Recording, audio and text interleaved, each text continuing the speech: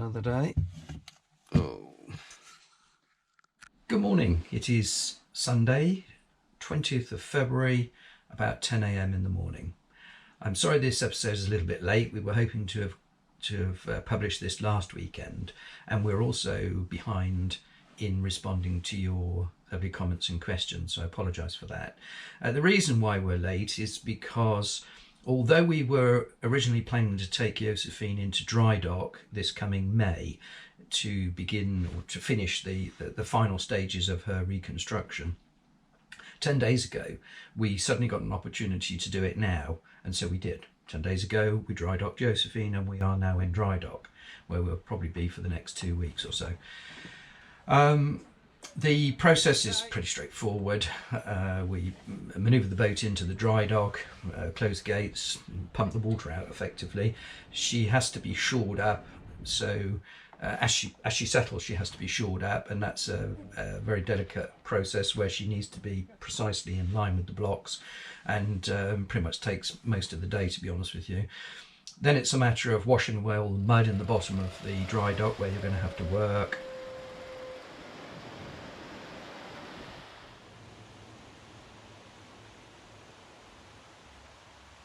And finally jet washing the boat herself, cleaning her up so that Josefine could be inspected below the waterline. Remember, we haven't seen it for 5 years.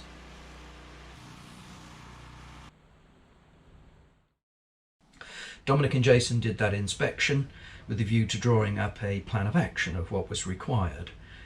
We already knew about the planking in the stern. That's I think 10 planks needed to be replaced there, all above the waterline, although the planks have been replaced obviously following down below the waterline. But we knew about that planking. That couldn't be done from the pontoon like we've done the rest of the work because of the nature of the overhang and the proximity to the water, so that had to wait until dry docking.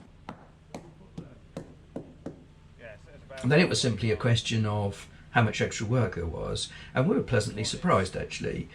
Dominic and Jason have managed to minimise that. They've been fantastic in getting the most out of our stock of oak wood that was bought to do all of this, including the deck, and we really have maximised that.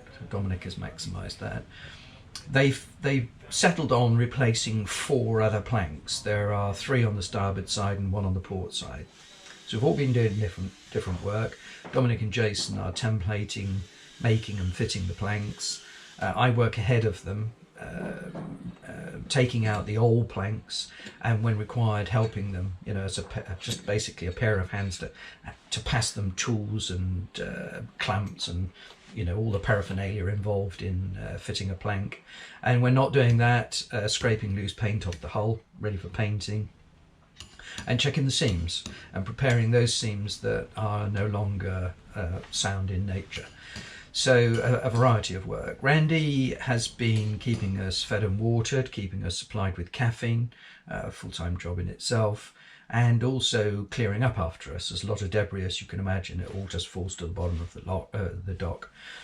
She can't get too involved at this stage in dealing with the hull because she's allergic to the antifoul. We found that 5 years ago when we scraped Josefine's bottom, and Randy's face completely flared up in sores and swelled up horribly.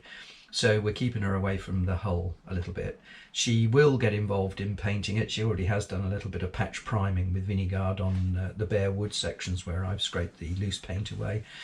And later this week, when we start doing the caulking, she'll be able to help with that, but she'll have to be careful not to touch the old antifoul. So that's what we've all been doing, and we have been very successful. The Storm Eunice flew in on Friday, so we missed a day's work there. So I think we've done in total 6 days work, 4 days last week and 2 days in the week previously when we first docked the boat. And in those 6 days, Dominic and Jason have replaced, I think, 9 planks, and I think there are 1 or 2 half constructed, ready to be fitted on Monday. So we're doing really great guns. A lot of work to do, huge amount. We're having to work very hard. So that brings us to the purpose of this episode, which is, of course, to cover the issues regarding the pre-purchase surveyor, and what we did legally in relation to that. I promised you an answer to that, and we want to answer all your questions and comments. Before I start, just two points I'd like to clarify. One is about these videos in general. Randy and I make these videos for fun, and we want this channel to be fun, following our adventures with Josefine. We are having fun, so we don't want to dwell on this issue about the pre-purchase surveyor more than we need to. We understand people's anger at the way we were treated and the behaviour of our pre-purchase surveyor, because it is incredulous, and it did have a massive impact on us. But we left that behind. We left that behind a long time ago, and we've moved on, and we are now in a different world altogether. The surveyor is an insignificance. He's not part of our life. We make our own life today. So I'd just like to make that point. I got interested in filmmaking a long time ago, back in the 1970s, when I messed about with my father's old cine camera. It was in those days a laborious process. You tended to concentrate on the cost and time of making a film rather than the sort of creative side of it, because film had to be sent away to be developed and was very short. You had 4 minutes of footage, so you jealously guarded that 4 minutes, and you had to be very careful about what you shot, because you weren't going to see it for another 10 days to 2 weeks before it was returned from the developer's Kodak. The editing process involved pairs of scissors and glue, so it was quite laborious. And after all that, once you'd finished it, nobody ever got to see it anyway, only your immediate family. I made a film in 1976 of my life in Copenhagen, where I was then living and where I met Randy. And that film in 46 years has been seen by a total of 5 people. Nowadays, that sounds ridiculous, but that's probably true of a lot of people who made film on standard 8 cine cameras. I'm going to include a clip from that film that I made actually in 1976, because it is relevant to this channel. It's about the particular clip I'm showing you now is of a place called Nyhavn in Copenhagen, in the centre of Copenhagen. It's a very popular place for people to go and look at the wooden boats that moor there. And not long ago, I sort of re-edited the 1976 original 1966 film by adding in modern video of exactly the same place. So it's quite interesting to see the contrast between the two. So I hope you enjoy that. Because of that interest, you can imagine why I got interested in modern digital video making, and that's really how this channel started. It was just really me messing about with and having fun with the modern media, and also the fact that the internet provided a proper audience, more than 5 anyway. And so I thought that I would share it was an opportunity to share my videos with a bigger audience. We did then decide to formalise the channel and make it about specifically our experiences and adventures with Josefine, which is what we've done. And we couldn't very well tell that story without explaining what happened regarding our pre-purchase surveyor. And that's really why it's in there. It's just because it's an important section, an important part of our story. It has to be explained, but we don't want anybody to feel upset about it on our behalf, so we're going to move on from that. The second thing I want to say is about civil litigation. In theory, it sounds great. Somebody does you a wrong, you take them to court, you explain all the facts, you put it before a judge, and an impartial judge makes a decision, and normally one hopes justice is done. The truth is that civil litigation is often an unequal struggle. The problem is actually getting in front of a judge. The way that legal systems are normally designed is to provide a fairly lengthy process before trial at which evidence is exchanged, and big companies like insurance companies really make the most of that. It gives them complete control of the procedures. If you had a very good imaginative lawyer, you could cut through that. You could regain control of that, stop the insurance companies playing that game. But the truth is, beggars can't be choosers. You know, in our circumstances, we couldn't afford to employ really great lawyers. We had to settle for whatever lawyers would do this work on the basis that we paid them, you know, I think the initial fee was £3,000, and then the rest of it was going to be recovered as a percentage of whatever we recovered. So you end up signing a very detailed contract with a lawyer, which now not only are you being pushed around by the insurance company, but you're actually locked into your own solicitor. And in our case, it was a fairly dull one who had grown used to playing the game on the rules set by the insurance company, and that's exactly what happens. An insurance company, they've got a choice. You know, they have a liability. They even publicise it. If you look at surveyors' websites, it will often say, as ours did, don't worry if it all goes wrong. We're fully insured, and you will be, you know, if all goes wrong, there's an insurance company behind us that will sort things out. That's actually not true. In our experience, not at all. Our insurance company made it perfectly clear that they were there purely to protect the reputation of our surveyor and their shareholders, basically, you know, to minimise the amount that the insurance company pay out. But a good insurance company has a choice. I mean, they can... what they should do, of course, is do the right thing, satisfy their liabilities to you, look at the evidence and say, no, this person has, you know, clearly suffered at the hands of our client unfairly, and we'll put it right. And sometimes they do that. For whatever reasons, and it is financial, because a lot of these companies are run by accountants. The other way of dealing with it, which is what they do a lot of, is like the school children in the playground, you know, la la la la la la la la la. You know, they don't want to. They're not going to listen, and it takes two to tango. It takes two to have a conversation, and if somebody's behaving like that, it's very frustrating. You get nowhere, and that's what insurance companies do. They play the game. They drag the legal proceedings out until you lose the will to live, basically, and it is actually very easy to do. Unless, as I say, you've got a good lawyer to stop them doing that, and that's what ours did. But as an ex-lawyer myself, we didn't blunder into legal proceedings against the pre-purchase surveyor. You know, I'm aware of the dangers of litigation.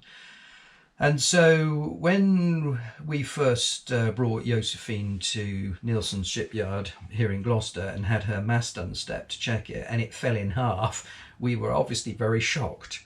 Soon after that, we found that the carling that the wheelhouse sits on was also rotten and needed to be replaced, along with some deck planks and some other work, which totaled about £25,000 worth of work.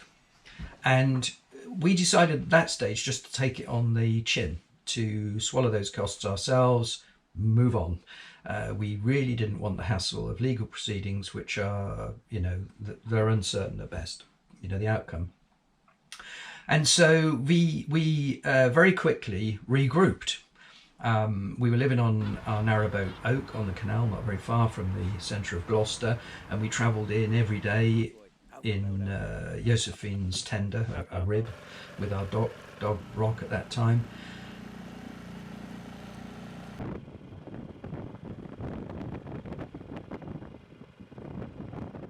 And while Nielsen's made us a new main mast, Randy and I used the lovely facilities that Nielsen's have here, which is a floating barge, which they use for painting spars and masts, and we restored and revarnished all the other spars of Josephine.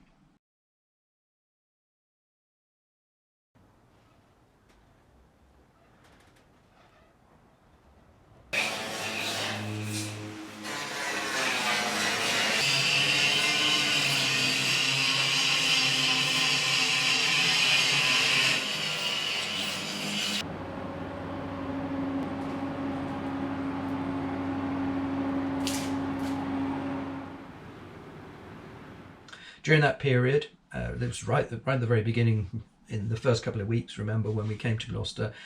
Disney also turned up to film the Johnny Depp Alice in Wonderland film. I think it's part 2. And we got involved in that. I was actually an extra in that. And if Josefine had had her masts on at that stage, we'd been invited to put her in the film as well. But of course we couldn't do that, which was a shame. But we were generally having fun. We were moving on. We were getting on with life. Unfortunately, it didn't last very long. While we were raking out the seams on the deck to fix leaks that we already knew about, we discovered more and more and more and more rot. It was everywhere. It was frightening. So we stopped and decided to bring in another surveyor to get a proper overview of exactly what was going on. We brought in another surveyor, and we asked the surveyor to do 3 things. 1, to check Josefine generally and let us know what was wrong with her. 2, to do a pre-purchase survey in the way that one should be done, so that we had something to compare the one that we had. And 3, to appraise and examine the original pre-purchase survey that we got and let us know what he thought about it. And that's what happened. And as far as point 1 is concerned, the surveyor said what was wrong with Josefine was about £100,000 worth of work. On the second point, the pre-purchase survey that he did looked as if it'd been done on a different boat, because the pre-purchase survey that we got was very, very, very, very different. And the third point, in appraising the original pre-purchase survey, he basically condemned it as totally inadequate and unprofessional. So at that stage, you can see why taking legal action against the surveyor was very compelling, and that's what we did. And as I say, we got a solicitor, but on pretty strict terms, if you like, and we were not able to manipulate ourselves the way the proceedings unfolded. So the insurance company completely took over. And to give you an example of what I mean about the la, let me just give you just a few examples, because this process took 2 years, and I'm certainly not going to sit here and bore you to death with it, but I can give you just a few examples that will give you a flavour and properly explain what I mean. On the mast, for instance, that broke in half, the surveyor and the surveyor for the insurance company, who all belong to the same, by the way, association, an association which the insurance surveyor was once actually the chairman, by the way, they said in relation to the mast that that wasn't their problem, that a pre-purchase survey wouldn't normally cover a mast. And I understand that's possibly true in certain circumstances, but of course it depends on the surveyor. The terms of reference of our surveyor were clearly laid out on his website and his advertising blurb, and in a conversation that we had with him, and also on the association's website, which was more or less the same words, to be honest with you. And on there they clearly laid out what one should expect from a pre-purchase survey, and they give a list of the things that you absolutely will be covered. And guess what's number 1 on the list? The mast. So you know, when they respond and say, oh, it's not their responsibility because masts are not normally included, you know, it's like hitting your head against a brick wall. But when you respond to that and point that out to them, instead of coming back and saying, oh yeah, sorry, they just ignore it, move on to something else. So you feel dreadfully frustrated in not being able to get your point across. And that's why I say a good lawyer possibly could cut through that and stop that sort of nonsense. Unfortunately, we didn't have that. Take another example, the general detail of the pre-purchase survey. Because they couldn't really argue the fact that they'd missed things because it was so obvious, what they did was to try and suggest that a pre-purchase survey wouldn't normally have found all the rot in the boat, because they said that in response to our claim, they said that a pre-purchase survey isn't supposed to be that detailed. It's just generally a sort of summary of the general condition of the boat. That's what our pre-purchase surveyor said, and that's what the surveyor for the insurance company said. Again, on the association's website and on our pre-purchase surveyor's website, and I quote, it says that a pre-purchase survey is probably one of the most detailed examinations of the boat that you could ever expect to have, and that it needs to be because the boat buyer is almost certainly a first-time buyer, totally reliant on the surveyor. End of quote, sort of paraphrased. So again, you point that out to them when they say that it's a pre-purchase survey isn't supposed to be detailed. You point that out to them and they just ignore it, move on to something else. Then time. All the ballast and the frames underneath the sole in this boat were all bent, buckled, broken, split, falling apart. On the day of the survey, which was supposed to be a 2-day survey, our surveyor, when coming to examine the sole, said to me, "Oh, Reg, I can't get below the planking there because I can't get the screws out." And I said to him, "Well, don't worry about that. It will take me about 10 minutes to get those screws out. No problem at all. The owner was there. There wasn't a problem. So it'd take 10 minutes to get that out again." And he said, no, it's okay. I've seen the rest of the boat. I've seen around. It's in such general good condition. I know what's going on in there. It's absolutely fine. Don't worry about it. I said, "Well, sure, it won't take 10 minutes. No, that's fine." And of course, at the end of the day, he then came to us and said, "Reg, we don't need a second day. I don't need a second day to examine this boat because it's in generally good condition." So at the end of day one, he went home, and that was the end of that. We paid him for 2 days, by the way. So when it came to the time of the claim, which included all the work we had to do with removing all the ballast, chiseling all that out, which I'll show you in the coming episodes, and replacing the floors there, guess what his argument was? "I didn't have time," he said, "to get the floor up. I couldn't examine it because it was fixed down and I couldn't get to it. I didn't have the time." He didn't have the time. He'd given up an entire day. So, you read the comments from the surveyor and his insurance company, and literally, you're banging your head against a brick wall. You respond pointing out the ludicrousy of what they're saying, but instead of coming back and saying, "Oh, yeah, sorry, yeah, that's right," they just ignore it, completely ignore it. You get no response, but they then bring up something else just as daft. Well, by this time, I think that they had realised that the surveyor had been so unpicked, their expert surveyor had been so unpicked. We never heard from him again, and I suspect they just got rid of him and brought in another one. I mean, they did bring in another one. We had yet another surveyor, expert witness on behalf of the insurance company, and he was just as daft. So, well, not daft. They're maliciously cunning, in my view. So, in his case, for instance, when talking about the stanchions, our claim included the replacement of most of the stanchions because they were all rotten. He said, no, that's unreasonable. You don't need to replace all the stanchions in that way. But what happens, the stanchion goes down through the deck and is fastened to the top sides of the boat, which is a structural point of strength, if you like. He said, no, you don't need to do that. I've come up with this clever design. There's very pompous. I've come up with this very clever design, little metal shoes. You just put them on the deck, screw them to the deck, and then you only need a short length of stanchion which just sits in that little metal cut there. Completely ignoring the fact that the deck was so rotten it couldn't even hold itself down, never mind the stanchions. So actually to do that would have cost 2 to 3 times as much as the job actually cost to replace, because the deck had to come up anyway. It was that easy to replace the stanchions in the proper way. But that's the sort of nonsense.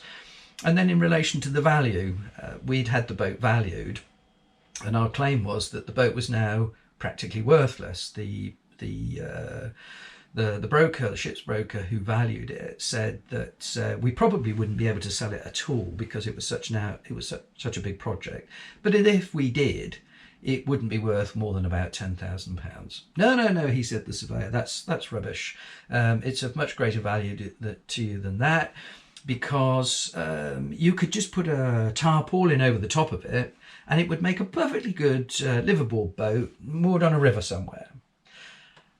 I mean, you're left speechless. I mean, they know we bought this boat as a seagoing boat to go long distance cruising, and there he's saying, "Oh no, that you've not been, you've not been devalued. The boat hasn't been devalued because it put a tarpaulin over it and I don't know." Wordless, speechless. So that's how it continued for 2 years. I won't give you any more boring details, but that gives you a flavour of how it goes. And as I said, we unfortunately didn't have a lawyer that could take them to task and cut through all this rubbish. So you just get ground down and ground down and ground down. They take control. They know what they're doing. They soften you up until inevitably there is a settlement on their terms. Now, we can't tell you anything about that because they also impose gagging clauses. So that's the end of that. But it's no matter really, because I think you should be able to tell from our personal circumstances, the fact that it was 7 years ago and here we are still trying to struggle to rebuild her. That'll tell you all you really need to know about the relevant success of those proceedings. So we need to say no more. On one final point, and that is the naming of the surveyor. I know a lot of you would like us to do that, and in some ways so would we. We don't want to do that, but not for his sake. We couldn't care less about him. It's for our sake. We are back in control of our lives. We lost that for the 2 years that we had to struggle through those legal proceedings, and we feel that we'd lose that control. If we name him, then it becomes a story all of itself, and we don't want to do that. We want to remain in control of our life. We've moved on and we want to stay moved on. We don't want to get dragged back into that. So we are not going to do that, and we hope you will appreciate and respect that. So yes, from here on in, there will be no more mention of all that. We, in the coming episodes, will begin to tell you how we began the recovery, stage by stage, what we did, how we dealt with it. So I hope you enjoy that, and thank you for watching.